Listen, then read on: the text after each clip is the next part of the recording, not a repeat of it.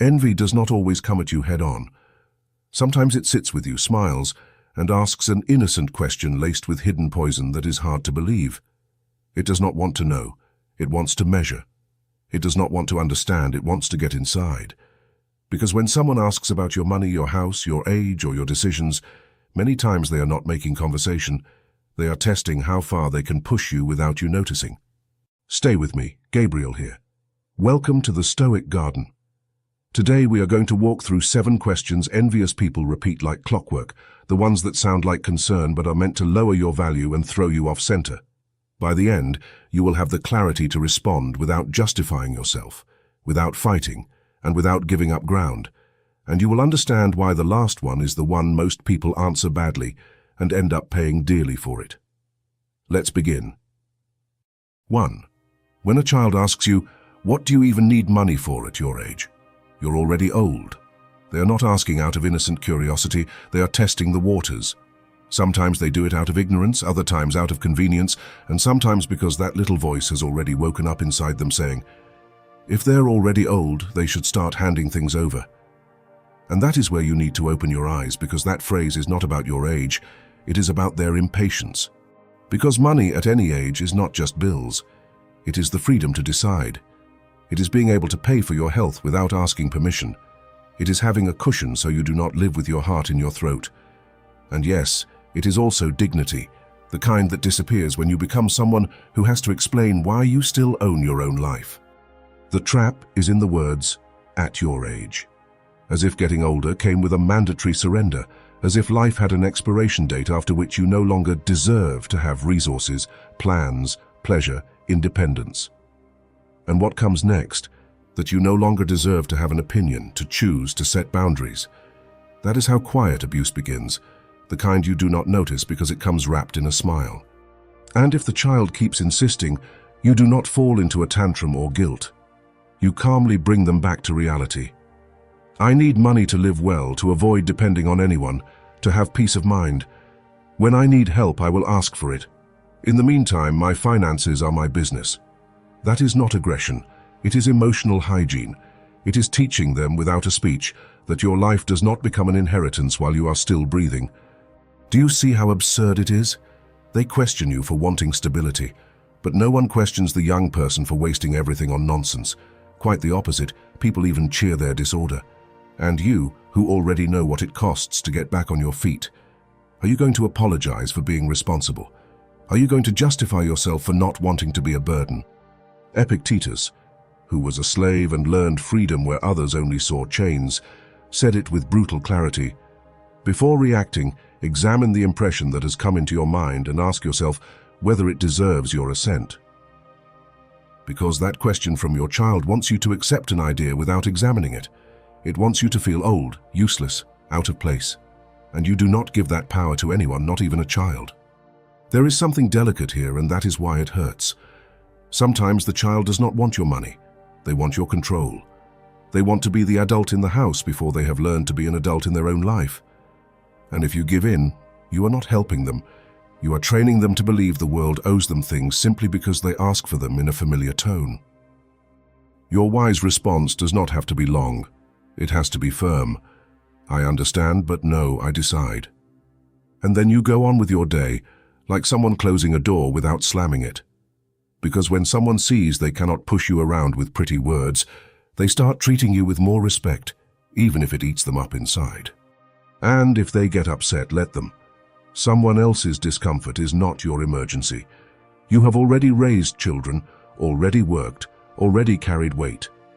Now it is your turn to live with your head held high, with your accounts in order, and with your freedom intact. 2. When a relative says, "Wouldn't it be better to sell the house and come live with us?" They are almost never talking about your well-being. They are talking about their comfort, their idea of how you should live, or what that house represents. Because the house is not just walls, it is territory. It is independence.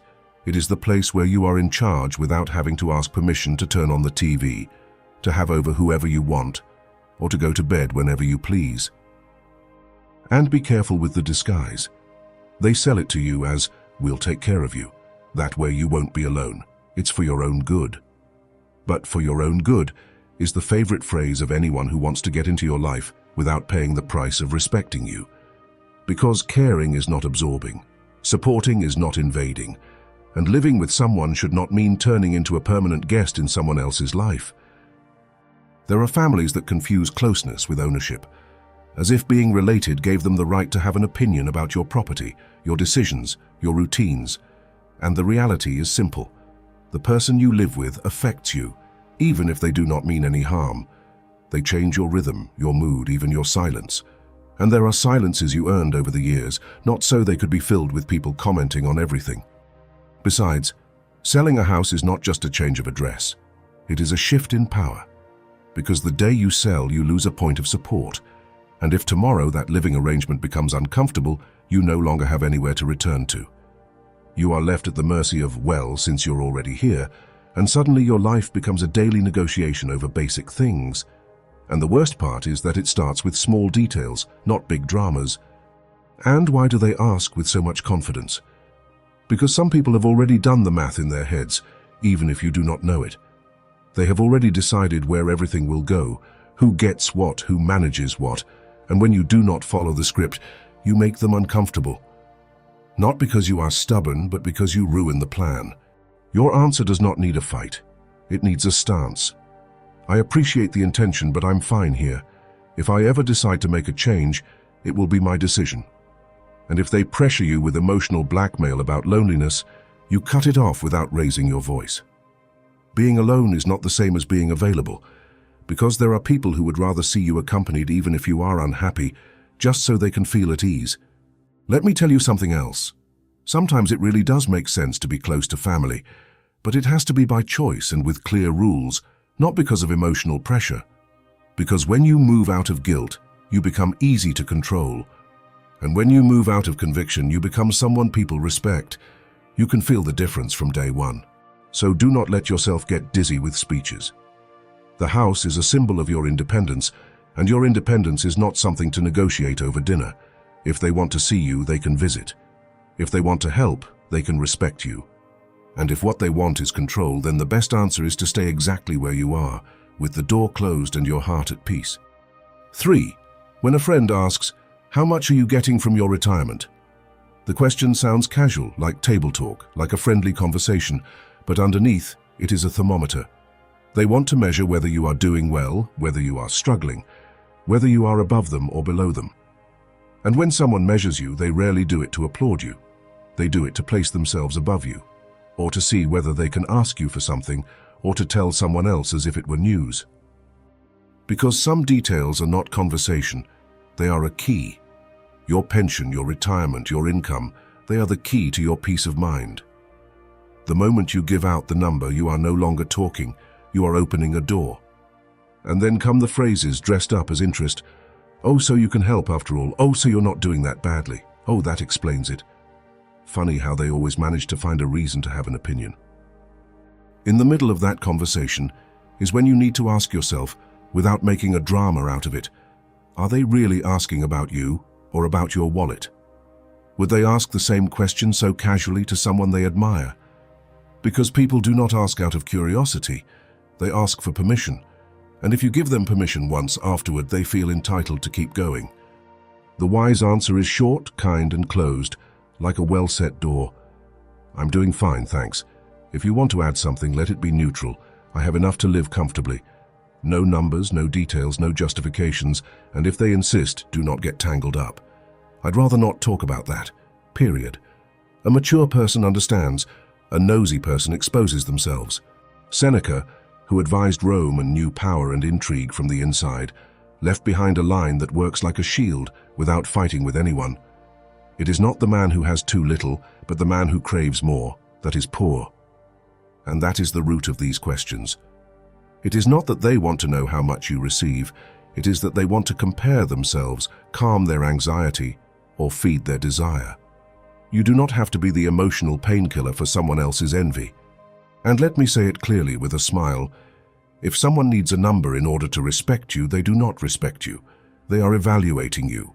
And you are no longer here to sit exams set by people who do not pay your bills or your sleepless nights. So learn to say little.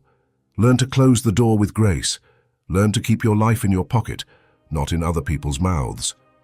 Because your peace is not up for negotiation, and your finances are not something to be discussed like street corner gossip. 4. When someone close says, "And who are you leaving it to when you die?" At that point, they are not even trying to hide it anymore. That question is not curiosity, it is inventory.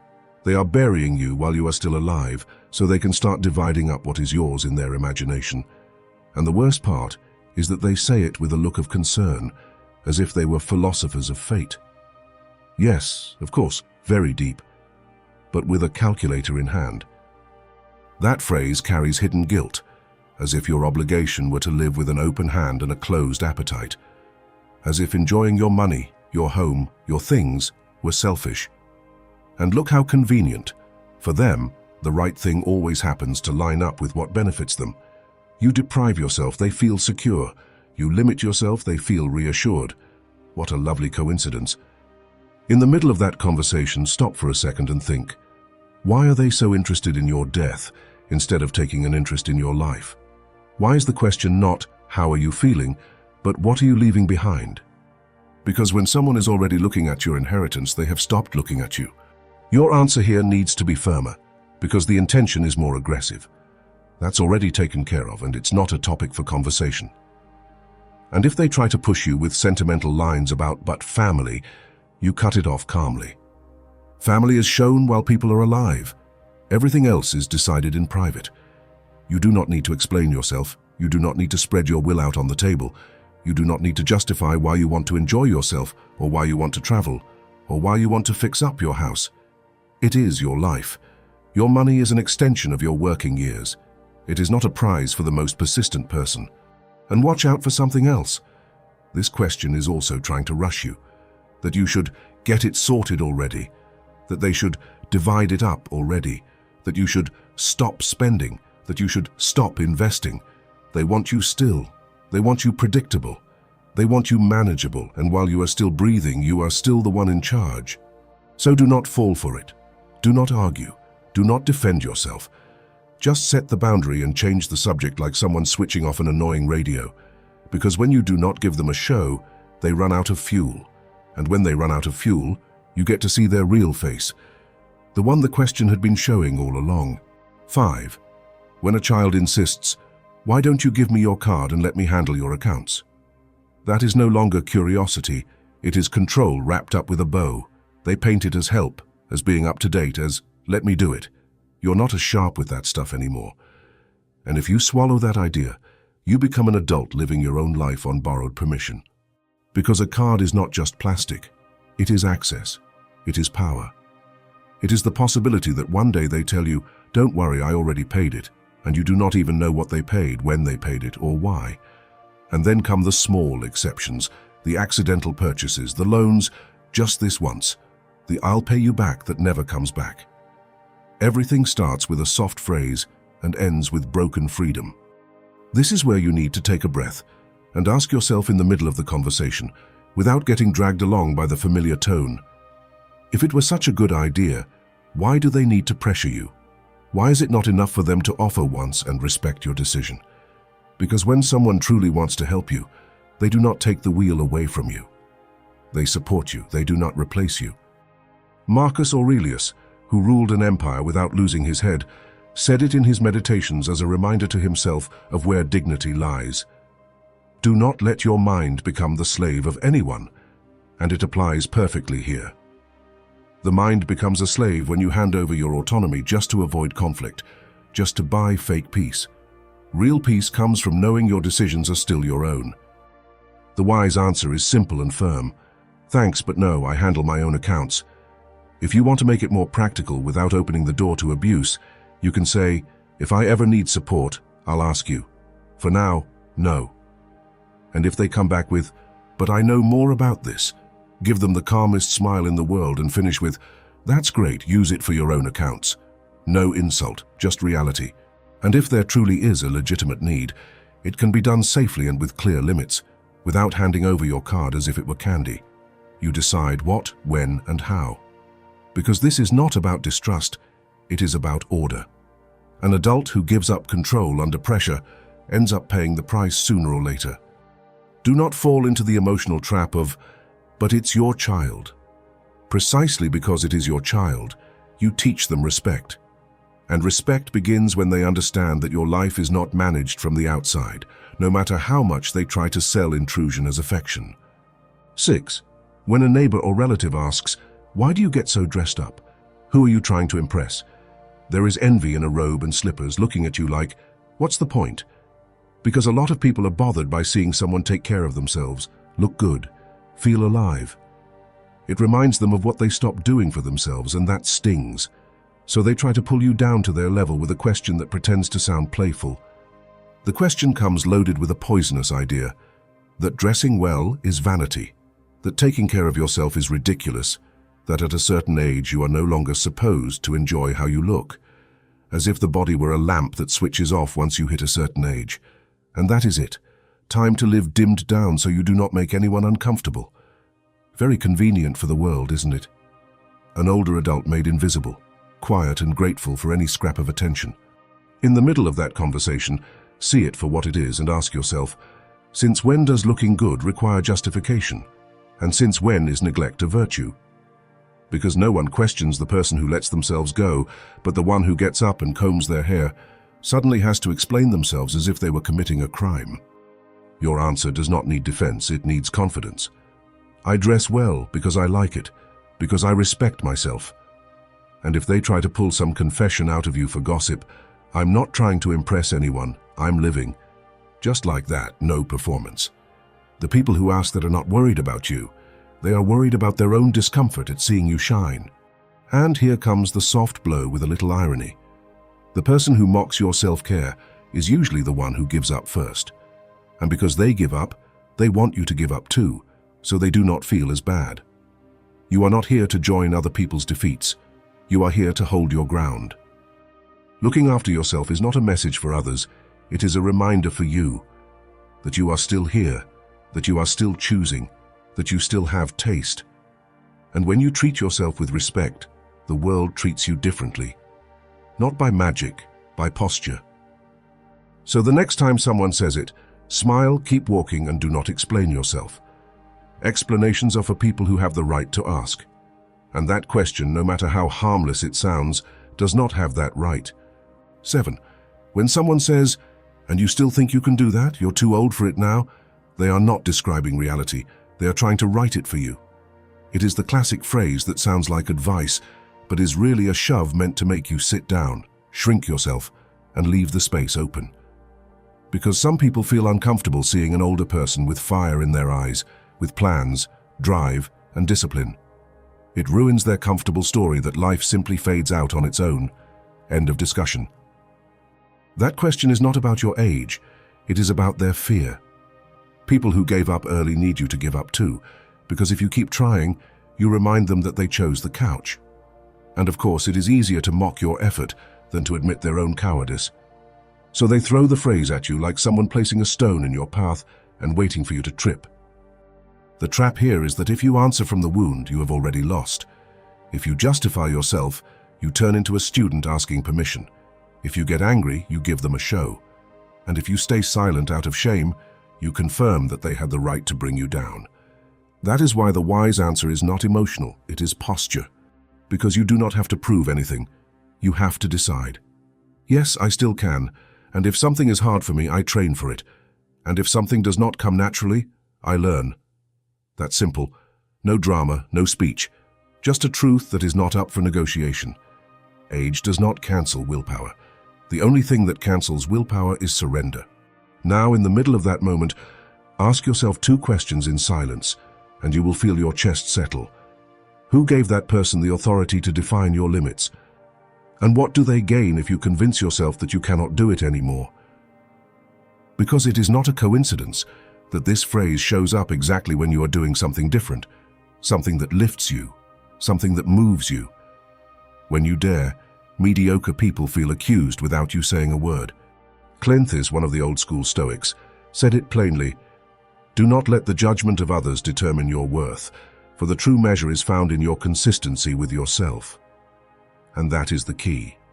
Consistency. You decide who you are by how you act, not by what someone else says with a loose tongue and a still life. The practical answer can be even shorter, almost with a smile. Thanks for your concern, but I decide what I do with my life. And you keep moving. You do not explain, you do not convince, you do not ask for approval, because the person who needs you to explain your desire deep down is trying to put that desire out. And if they tell you, you're going to hurt yourself, you'll get tired, you'll get frustrated. You do not deny reality. Of course you might get tired, of course you might make mistakes. So what? That is life too, that is dignity too. What is undignified is not getting tired.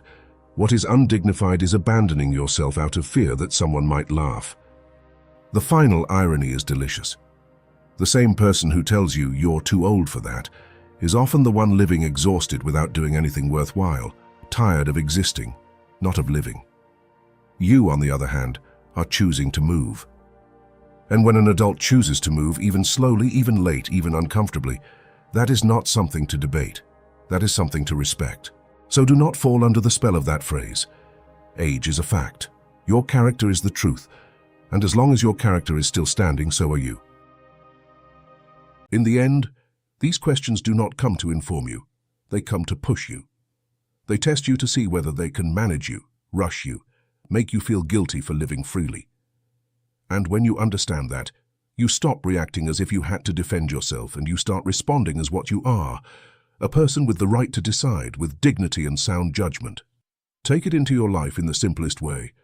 Every time a question shows up that smells like control, do not step into the ring. Breathe, close the door calmly, and keep walking. Protect your money, guard your home. Do not hand over your autonomy, honor your image, and do not retire your will just because of someone else's opinion. You do not need to shout to set boundaries. You need to hold them. If this helped you, subscribe to the channel and stay close, because here we train the mind and character, not appearances. And write this phrase in the comments, "I am Stoic," along with the country you are listening from, so we can find each other among people who still respect themselves and do not let themselves be controlled by questions disguised as affection. My name is Gabriel, and this is the Stoic Garden. On the screen you will see 2 recommended videos to keep going deeper and strengthen this mindset. Choose one and continue the process. And remember this, the person who governs themselves on the inside does not ask anyone for permission to live on the outside.